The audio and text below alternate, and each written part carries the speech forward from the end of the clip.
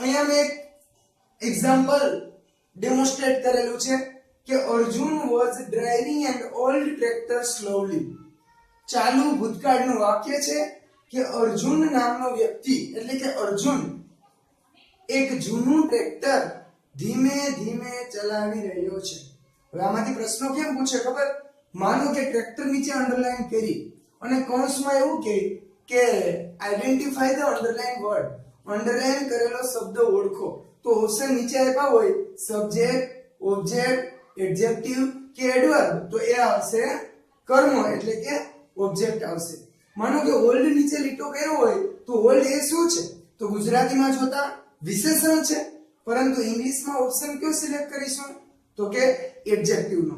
ફરીથી કહું છું, કોઈ પણ વાક્ય આપ્યું હોય એમની નીચે અંડરલાઈન કરેલી હોય તો આપણે શું કરીશું કે એ શબ્દને પહેલા ગુજરાતીમાં ઓળખીએ. એ કર્તા છે, કર્મ છે, ક્રિયાપદ છે, વિશેષણ છે, ક્રિયા વિશેષણ છે કે સહાયકારક ક્રિયાપદ છે.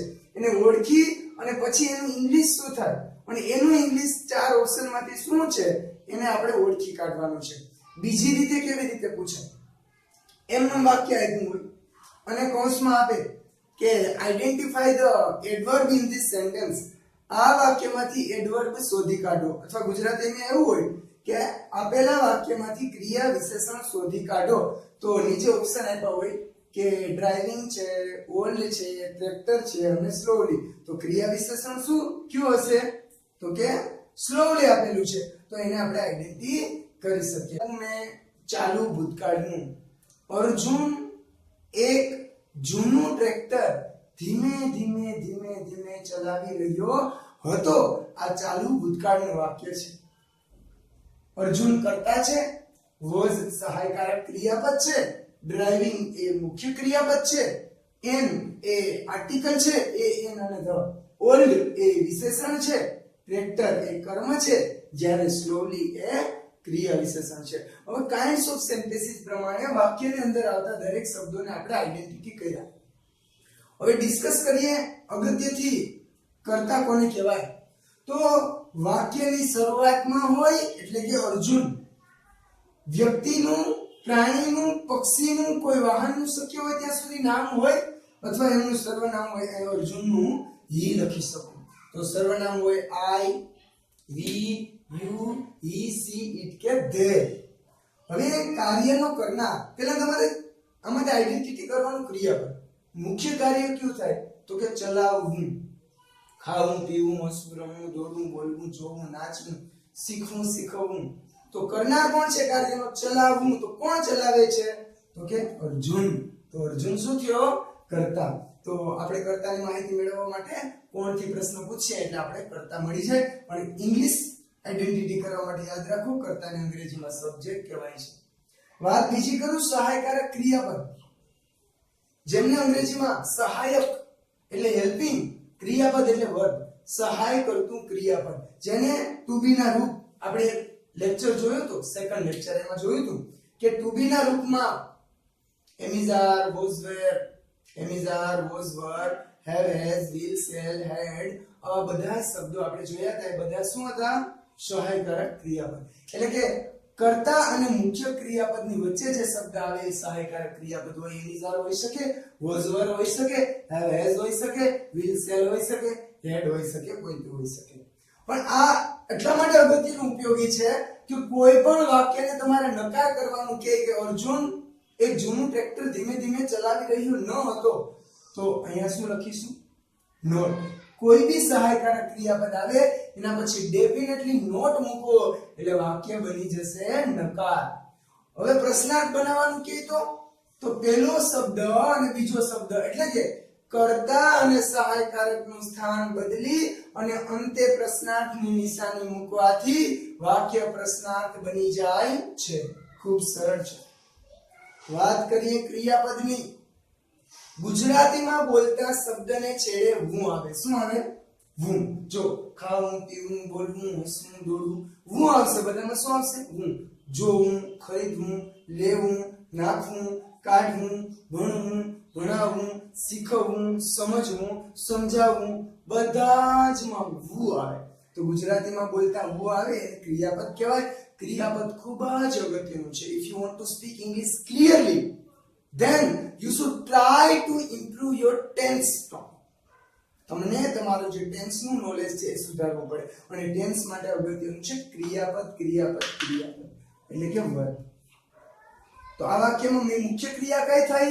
ચલાવવાની એટલે ક્રિયાપદ. ડ્રાઇવિંગ આવ્યું એ V4 છે. હવે વાક્યમાં જે મુખ્ય ક્રિયા થતી હોય તે આપણે જે ટેન્સ શીખીશું ત્યારે હું ક્રિયાપદના નામ કેવી રીતે આપી તો કે V1 એટલે ક્રિયાપદનું મૂળ રૂપ જેને અંગ્રેજીમાં મેઇન વર્બ કહેવાય. V2 એટલે ક્રિયાપદનું ભૂતકાળનું રૂપ જેને અંગ્રેજીમાં પાસ્ટ ફોર્મ કહેવાય. તમને કહે કે ભાઈ સ્પીક શબ્દનું પાસ્ટ ફોર્મનું રૂપ આપો એટલે કે give a past form of speak તો લખશો V2 spoke. પણ એમને બદલે એમ કે give a past form of speak તો spoke. પણ એવું કે give a past participle form of speak તો past participle કોને કહેવાય તો કે V3 ભૂતકૃદંતનું રૂપ તો speak નું થશે spoken. જ્યારે એમ કે speak નું પ્રેઝન્ટ પાર્ટિસિપલ નું રૂપ આપો give a present participle form of speak તો પ્રેઝન્ટ પાર્ટિસિપલ એટલે ing વાળું સ્પીકિંગ. હવે V2 કેમ બનાવાય, V3 કેમ બનાવાય, V4 કેમ બનાવાય એ આગળના લેક્ચરમાં આપણે ડિસ્કસ કરવાની છે, ચર્ચા કરવાની છે. અહીંયા જે આપ્યું કયું છે ing વાળું ક્રિયાપદને કેવું કહેવાય? પ્રેઝન્ટ પાર્ટિસિપલ ઇંગ્લિશમાં એટલે કે ચાલુ કાળનું ing વાળું રૂપ. આ ક્રિયાપદની વાત કરીએ કર્મની. અંગ્રેજીમાં કર્મને ઓબ્જેક્ટ કહેવાય જેવી રીતે ક્રિયાપદને વર્બ અને કર્મને ઓબ્જેક્ટ કહેવામાં આવે છે.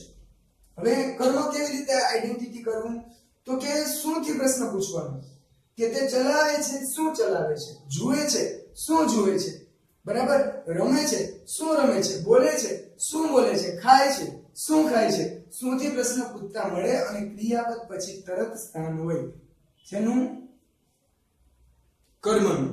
એટલે કે શું થી પ્રશ્ન પૂછતા મળે કે અર્જુન ચલાવી રહ્યો હતો પણ શું ચલાવી રહ્યો હતો? ટ્રક, ટ્રેક્ટર, કાર, બાઇક કે જેસીબી. અહીંયા ટ્રેક્ટર ચલાવી રહ્યો હતો અર્જુન તો ટ્રેક્ટર ચલાવી રહ્યો હતો ટ્રેક્ટર આવશે કર્મ.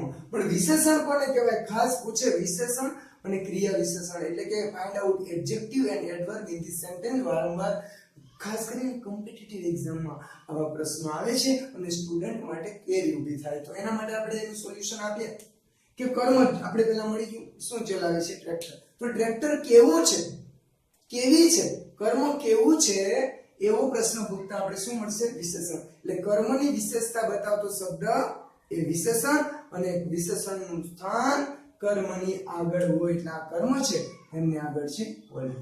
વિશેષણ કેવું હશે? નવું, જૂનું, કોઈ રંગમાં, કદમાં, સુગંધમાં, ગુણવત્તામાં, ક્વોલિટી, ક્વોન્ટિટી, ડેમોન્સ્ટ્રેટિવ, પોઝેસિવ ગમે તે હોઈ શકે, ક્વેશ્ચન, ઇન્ટ્રોગેટિવ ગમે તે હોઈ શકે. હવે મેં શર્ટ પહેર્યો છે, મેં લાલ શર્ટ પહેર્યો છે તો વિશેષણ શું થયું? લાલ, red. I wore a red shirt તો વિશેષણ કેવું થયું?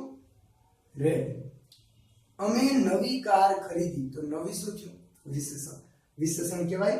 અને વિશેષણની આગળ અમે એન શા માટે લગાડ્યું? ભાઈ ટ્રેક્ટર છે જાતિવાચક છે, ગણી શકાય, બરાબર છે, એકવચન છે, પણ એનું જે વિશેષણ છે એને લખાય કેમ? ઓલ, અ. તો આ ઈ ની લાઈન હોય તો એને બદલે શું લગાડવાનું? એન. એટલે મેં અહીંયા આર્ટ એટલે આર્ટિકલ એટલે ઉપપદ દર્શાવેલું છે. નેક્સ્ટ ક્રિયા વિશેષણ ની દુનિયા. ક્રિયાપદના અર્થમાં વધારો કરતો શબ્દ એટલે ક્રિયા વિશેષણ. ક્રિયા વિશેષણ કઈ રીતે ઓળખાય તો ક્રિયાપદને કેવી રીતે એમ પ્રશ્ન પૂછતા મળે તો ક્રિયાપદ કયું છે? ચલાવવું. ચલાવી રહ્યો હતો. કેવી રીતે ચલાવી રહ્યો હતો? ધીમે ધીમે. જૂનું તો એમ જ ચલાવાય ને તો ધીમે ધીમે ચલાવી રહ્યો હતો તો સ્લોલી, ફાસ્ટલી, ફ્રીક્વન્ટલી, બરાબર.